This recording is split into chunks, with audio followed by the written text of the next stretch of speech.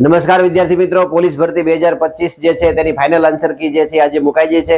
એની સિવાય આ વિડીયોની અંદર આપણે ચર્ચા કરવાની છે કે 2 માર્ક જે છે એ દરેકને વધવાના છે, એટલે કે 2 પ્રશ્નો રદ કરવામાં આવ્યા છે. ત્યારબાદ મેરિટ કઈ રીતે બને છે તેની આપણે ચર્ચા કરશું અને નવી ભરતી જે છે એ કઈ રીતે અને ક્યારે આવશે તેની પણ આપણે ચર્ચા જે છે આ વિડીયોની અંદર કરશું. તો આવો મિત્રો વિડીયોની જે છે આપણે શરૂઆત કરું.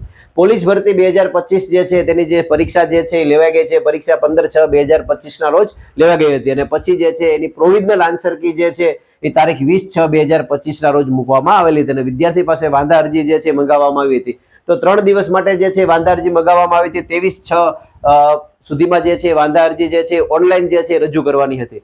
ત્યારબાદ જે છે આજે એટલે કે તારીખ જે છે એ આજે 30/7/2025 ના રોજ જે છે ફાઇનલ આન્સર કી જે છે આવી ગઈ છે અને ફાઇનલ આન્સર કી મુજબ આપણે જોવા જઈએ તો 2 પ્રશ્ન જે છે એ રદ કરવામાં આવેલા છે. અહીંયા ટોટલ આપણે ભરતી જોવા જઈએ તો 12,000 પોલીસ કોન્સ્ટેબલ માટેની જે છે ભરતી છે અને પીએસઆઈ માટે જે છે પણ અલગથી ભરતી છે અહીંયા. ત્યારબાદ અહીંયા જોઈએ તો કે કુલ ગુણ જે છે એ 200 હતા, એટલે કે આ પેપર જે છે એ ટોટલ 200 ગુણનું પેપર હતું અને એની અંદર પાર્ટ એ જે છે 2 પાર્ટ પાડેલા હતા. પાર્ટ એ જે છે તે 80 ગુણ અને પાર્ટ બી જે છે 120 ગુણ હતો અને ફરજિયાત તેમાં 40% ગુણ લાવવા પડે. તો આની અંદર તમારે ઓછામાં ઓછા જે છે એ 32 ગુણ હોવા જોઈએ, જ્યારે પાર્ટ બી ની અંદર જે છે 48 ગુણ હોવા જોઈએ. તો જ તમે જે છે એ ફાઇનલ મેરિટ ની અંદર જે છે એ તમારો સમાવેશ થઈ શકે છે. અગાઉની ભરતીઓ જે છે બધા તેની અંદર જે છે માત્ર 100 માર્ક્સનું પેપર હતું, દોડના માર્ક હતા, જ્યારે અહીંયા જે છે બધો ફેરફાર કરવામાં આવેલો છે કે માત્ર ને માત્ર જે લેખિત પરીક્ષા આપો છો તેના જ જે છે ગુણ જે છે ફાઇનલ પરિણામની અંદર ગણવામાં આવશે. હવે અહીંયા થયું છે ઘણા બધા વિદ્યાર્થીઓને એવું થયું છે કે પાર્ટ એ ની જે છે એની અંદર એ લોકોને પાસિંગ માર્ક થતા નથી, 30 માર્ક થાય છે, 31 માર્ક થાય છે, જ્યારે પાર્ટ બી ની અંદર જોવા જઈએ તો 120 માંથી 80 85 માર્ક લઈ આવ્યા છે. બંનેનો ટોટલ કરો તો ટોટલ જે છે પણ 115-20 ની આજુબાજુ થાય છે. તો આવા વિદ્યાર્થીનો જે છે આ ભરતીની અંદર સમાવેશ થશે નહીં. અમુક રેડ કેસમાં એવા પણ વિદ્યાર્થીઓ છે જે મેં મારા ધારામાં કહ્યું છે કે વિદ્યાર્થીને 80 માંથી 71 માર્ક છે, 71 માર્ક છે, જ્યારે પાર્ટ બી ની અંદર એને 48 માર્ક પણ થતા નથી. તો આવા બહુ ઓછા વિદ્યાર્થીઓ છે. તો આવા વિદ્યાર્થીઓ કે જે પાર્ટ બી માં નપાસ થાય છે અને પાર્ટ એ માં સારા માર્ક લઈ આવે છે, તો એવા વિદ્યાર્થીઓને પણ આ ભરતીની અંદર જે છે એ વારો આવશે નહીં. તેને કોઈ બીજી ભરતી અથવા નેક્સ્ટ પોલીસ કોન્સ્ટેબલની ભરતી જે આવવાની છે તેની અંદર એને તૈયારી કરવી પડશે. હવે વાત કરીએ ફાઇનલ આન્સર કીધું. ફાઇનલ આન્સર કી મુજબ જે છે 2 પ્રશ્નો જે છે રદ કરવામાં આવ્યા છે. તો તેમાં કોને ફાયદો થયો, કોને નુકસાન થયો? આમ જોવા જઈએ તો કોઈને જે છે એ બહુ મોટું અહીંયા નુકસાન જોવા મળતું નથી, પણ નુકસાન એવા વિદ્યાર્થીઓને ગયું કે જેનો પ્રશ્ન નંબર જે છે 52 અને પ્રશ્ન નંબર 108 જે છે એ સાચો હતો. તો જે વિદ્યાર્થીનો એ પ્રશ્ન ખોટો હતો તો તેને 1 માર્ક તો કપાતો ને સાથે સાથે માઇનસ એને જે છે 0.25 એટલે કે 1.25 એના માઇનસ થતા હતા. અમુક વિદ્યાર્થીઓ જે છે ને ઈ કર્યા હતા, તો ઈ કર્યા હોય તો એને અહીંયા બેનિફિટ થશે, કારણ કે ઈ કર્યા હતા તો એને કઈ માર્ક મળવા નથી. પણ અહીંયા પ્રશ્ન રદ કરવાથી કોઈ વિદ્યાર્થીનો પ્રશ્ન સાચો હોય, ખોટો હોય કે ઈ કર્યો હોય, એટલે જેટલા પણ વિદ્યાર્થીઓએ પરીક્ષા આપી છે તમામને જે છે 2 ગુણ મળવાના છે. એમાં પાર્ટ એ નો પ્રશ્ન નંબર 52 અને પાર્ટ બી નો પ્રશ્ન નંબર જે 108 છે તે બંનેના ગુણ જે છે એને મળવા પાત્ર થશે. હવે અહીંયા કઈ રીતે, માનો કે તમારી પાસે ફાઇનલ આન્સર કી આવી ગઈ છે, તમે માર્કની ગણતરી કરતા હોય તો તમારે 1 થી લઈને પ્રશ્નો ગણતા જવાનો. 52મો પ્રશ્ન જે છે એ ફરજિયાત સાચો કરવાનો છે. ઈ ચાહે તમે ઈ કર્યો હોય, તમારો ખોટો પડ્યો, જે પણ હોય, ફરજિયાત તમારો પ્રશ્ન કેવો કરી નાખવાનો, સાચો. તો આ રીતે જે છે તમે ગણતરી કરશો ને તમારે પહેલા પાર્ટની અંદર જો 32 કે 32 કરતા વધારે, બી પાર્ટમાં 48 કે 48 કરતા વધારે અને તમારું મેરિટ જો સારું બનતું હોય તો પોલીસ ભરતીની અંદર ચોક્કસથી તમારો સમાવેશ થશે. આની અગાઉ એક આપણે પોલીસ ભરતી માટેનો જે છે એ મેરિટ કઈ કેટેગરીનું કેટલું અટકાશે તેનો પણ એક સરસ મજાનો વિડીયો બનાવેલો છે, એ જોવાનું બાકી હોય તો ચોક્કસથી જોઈ લેજો. હવે અહીંયા આપણે વાત કરીએ પરિણામ. તો અહીંયા ભરતી બોર્ડે જે છે પણ સૂચના આપી દે કે ટૂંક સમયમાં અમે વિદ્યાર્થીના માર્ક જે છે એ જાહેર કરશું. એટલે અહીંયા ફાઇનલ પરિણામ જ નહીં આવે, પણ વિદ્યાર્થીઓના ગુણ જે છે એ ટૂંક સમયમાં એટલે કે 1 અઠવાડિયાની અંદર કે 10 દિવસની આજુબાજુ જે છે વિદ્યાર્થીને પોતાના ગુણ જે છે એ જાહેર કરવામાં આવશે. અને ઘણા બધા વિદ્યાર્થીને સોલ્વ કરેલું છે એટલે તો ખબર તો પડી જ જશે. એટલે અહીંયા ટૂંક સમયમાં તમારા જે છે પરિણામો જે છે એ પણ આવી જવાનું છે.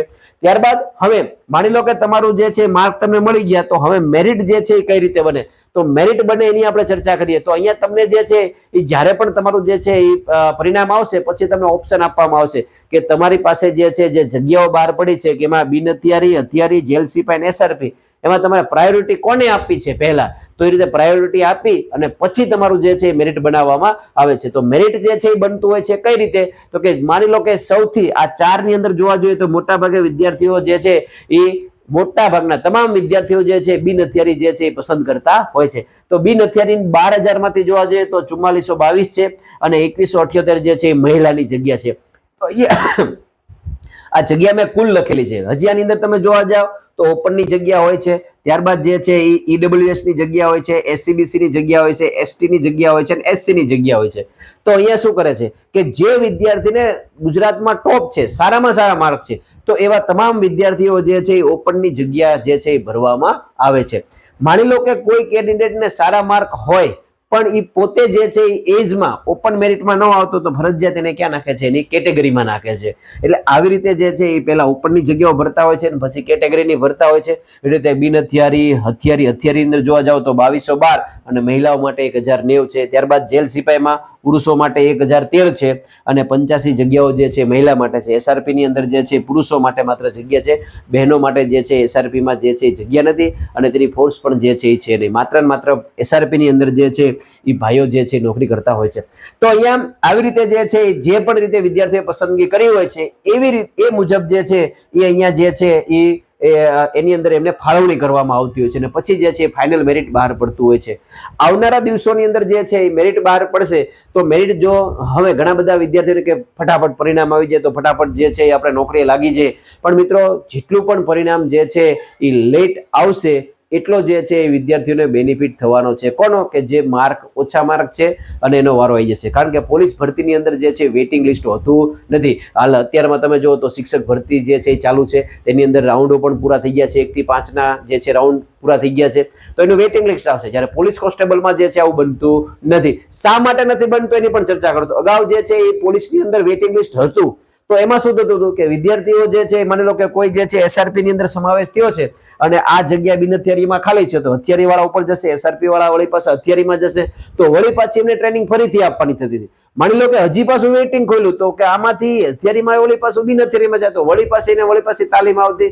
તો ઘણા બધા જે છે એ ઉમેદવારો જે છે એ 2-2 વર્ષ સુધી તો તાલીમ કરતા હતા. એટલે એ બધા કારણોસર હોય અને અન્ય પણ કારણોસર હશે કે જેના કારણે જે છે પોલીસ ભરતીની અંદર જે છે એ વેઇટિંગ લિસ્ટ છે નહીં.